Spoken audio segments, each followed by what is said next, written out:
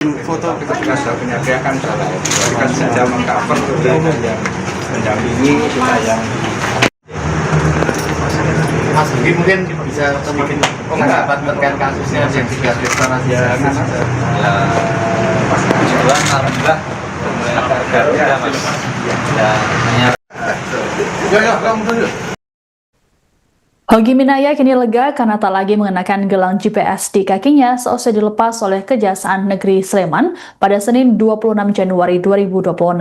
Hogi jadi tersangka seusai berusaha melindungi istrinya dari aksi penjamretan yang terjadi di Jalan Jogja Solo pada April 2025 silam. Kasus Hogi belakangan tengah menuai sorotan dari masyarakat hingga DPR RI. Pelepasan gelang GPS dari kaki Hogi dilakukan karena penegak hukum memutuskan menyelesaikan perkara melalui restoratif justice. Hogi saat ditemui di Kejari Sleman mengaku lega dan tak menyangka dengan perkembangan kasusnya tersebut. Sang istri, Arsita, juga tampak sumringah karena kasus yang menjerat suaminya bisa segera diselesaikan. Sementara itu, Kepala Kejari Sleman, Bambang Yunianto, menjelaskan pemasangan gelang GPS terhadap Hogi dilakukan karena ia ditetapkan sebagai tahanan kota. Menurut Bambang, kedua belah pihak kini sepakat damai dan saling memaafkan setelah dimediasi oleh Kejari Sleman. Adapun mediasi mempertemukan pihak tersangka dan keluarga korban beserta kuasa hukum masing-masing. Pihak keluarga korban dihadiri melalui Zoom karena berada di Pagar Alam, Sumatera Selatan. Mediasi ini juga dihadiri oleh Kasat Lantas Polresta Sleman, tokoh masyarakat, tokoh agama, serta perwakilan Pemkab Sleman. Sementara itu, Kapolresta Sleman, Kombes Pol Edi Setianto Erning Wibowo, dalam kesempatan terpisah menjelaskan penetapan tersangka terhadap Hogi berdasarkan keterangan ahli hingga bukti CCTV. Menurut Edi, perkara yang melibatkan Hogi masuk nutware access atau pembelaan yang tak berimbang. Dikatakan olehnya, selama penyidikan, polisi sudah menawarkan pada penasihat hukum masing-masing agar dilakukan mediasi. Namun, karena tak ada titik temu, maka proses hukum tetap dilanjutkan. Terkait kasus ini, Komisi 3 DPR RI bakal memanggil Kapolresta Sleman dan Kejari Sleman untuk dimintai klarifikasi. kita saja mengcover yang mendampingi kita yang Mas Budi mungkin bisa sedikit pendapat terkait kasusnya yang tiga restorasi ya pas kebetulan alhamdulillah mulai harga udah mas ya hanya kamu dulu.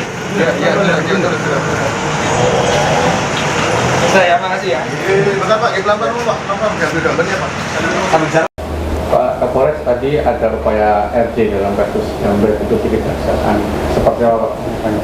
Oh ya, tadi memang hari ini adalah jadwalnya pelaksanaan mediasi di Kejaksaan yang dilakukan oleh JPU, kemudian dengan penyidik Satlantas, kemudian dari keluarga atau pelaku laka lantas, kemudian termasuk PH-nya, kemudian Zoom dengan PH dari korban atau pelaku jambret atau korban laka lantas, termasuk ada tokoh dari masyarakat Kalasan, kemudian ada juga dari pemerintah daerah yang sama-sama di situ memediasi.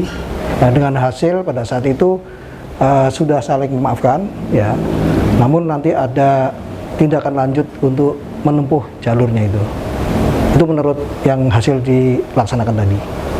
Soal penetapan tersangka dan GPS itu Yang dipasang. Oh ya, jadi begini, yang beredar kan kita melakukan penahanan. Jadi selama proses penyidikan, ya, Satlantas Polresta Sleman tidak melakukan penahanan.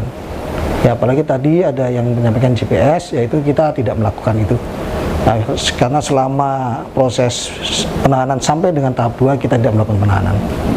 Untuk pengumpulan barang bukti ini dan yang ditemukan di lokasi kejadian, apa saja ini barang bukti? Oh ya, jadi gini, penetapan tersangka ini berawal dari adanya keterangan ahli, ya, yang menyampaikan bahwa setelah melihat bukti-bukti dari CCTV yang ada, kemudian beliau amati, beliau pelajari, disitulah ditentukan bahwa perkara ini masuk not where assess atau pembelaan yang tidak berimbang. Maka dari itu penyidik memulai bahwa perbuatan itu adalah perbuatan melanggar hukum, kemudian dilakukan penyidikan.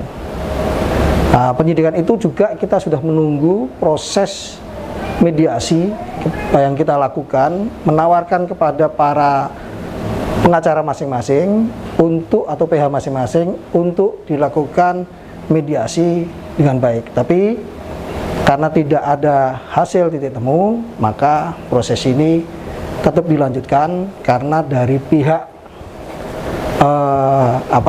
korban PH-nya menanyakan terus kepada kita. Hasil pertemuan tadi seperti apa? Terima kasih teman-teman sekalian. Ini kami mau menyampaikan hasil dari agenda restoratif justice atau RJ yang tadi sudah difasilitasi dan memang diinisiasi oleh Kejaksaan Negeri Sleman.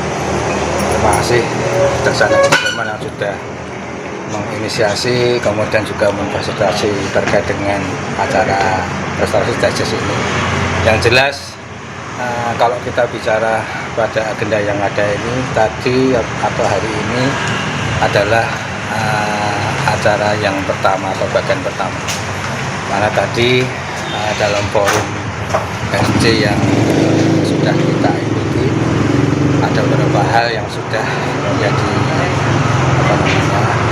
kesepakatan antara para pihak, tapi yang jelas dari pihak Palembang maupun Pagar Alam itu masih akan koordinasi lanjut dengan beliau. Ya, itu yang kemudian nanti menjadi tahapan kedua atau tahapan selanjutnya terkait dengan rangkaian dari agenda restoratif justice yang sudah diinisiasi dan difasilitasi oleh Kejaksaan Negeri Sleman. Ya semoga nantinya sekiranya memang ini bisa menjadi suatu penyelesaian, karena ini memang menjadi amanah dari undang-undang. Dalam ini KUHP yang baru pun RJ sudah secara eksplisit diatur, bahkan dari tingkat penyidikan sampai nanti di pengadilan itu masih ada atau dimungkinkan dilakukan restoratif justice. Saya kira itu nanti syaratnya apa aja Pak? Tanpa syarat atau gimana Pak? Perdamaiannya Pak? Restoratif justice. Iya tadi yang jelas untuk para pihak itu kan harus saling maaf-maafkan. Dari satu sisi yang terkait dengan rangkaian